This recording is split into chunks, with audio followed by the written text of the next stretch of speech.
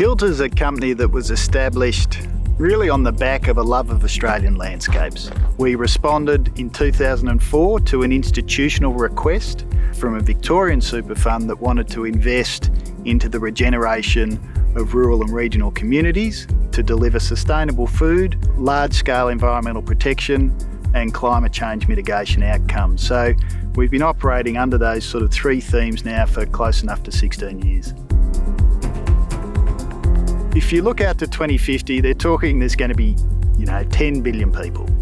That's going to require a 70% escalation in food calories. It's a massive opportunity for an organisation like us. We want to extend that opportunity to investors, but we can't deliver that 70% escalation across the world doing agriculture the way we've always done it. So Kilter's presenting a new model for investing into agriculture sustainably, at better levels, more efficiently to service a growing population. So the investment is to look for underutilised farms and then put efficient irrigation structures into those farms, adapt high value rotations. When I mean value, that's where the premiums are in the market. So we're probably one of the biggest processing tomato producer and organic cereal operations in Australia. So whether we're growing tomatoes, wheat, barley, it's always in for that premium market. So we aim for the high value.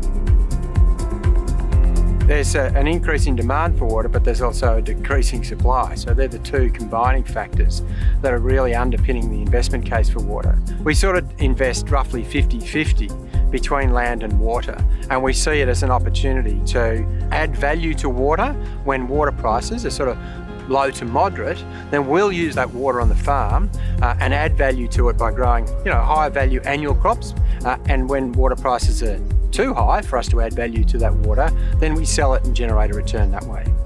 These farms we're purchasing here, these were all fully arid woodland prior to human enterprises of agriculture coming in. And now the farms we're purchasing have less than 3% remnant native vegetation, like you can see in that tree lot behind us. So, it's a stark transformation.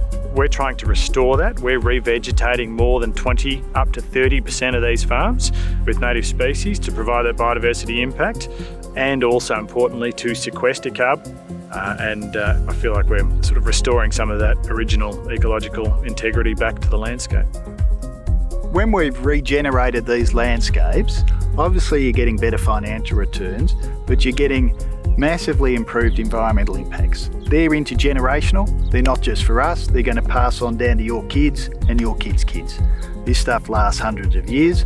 Secondly, we're going to be taking carbon out of the atmosphere for as long as that vegetation survives. And thirdly, there's a rejuvenation and regeneration of regional and rural communities that is vitally important to delivering the projects. And as long as these projects remain and operate, those communities benefit.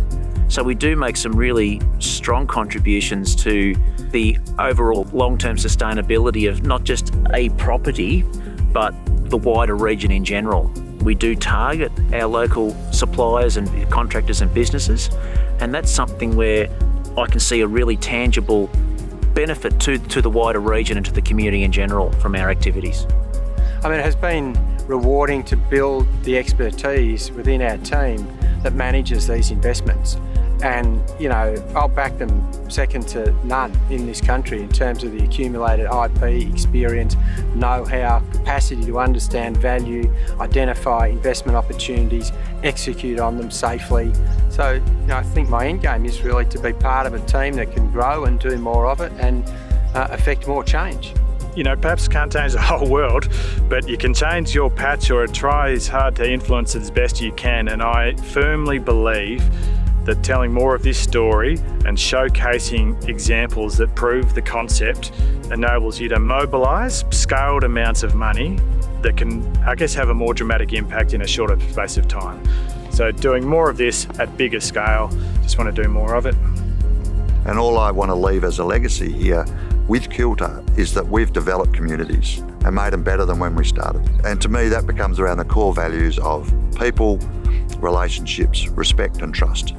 There's no shortage of landscape in Australia that couldn't accept new capital, couldn't accept a new way of management to deliver different outcomes. So in that sense, you're working with a great team, doing great things, delivering great results for Australia.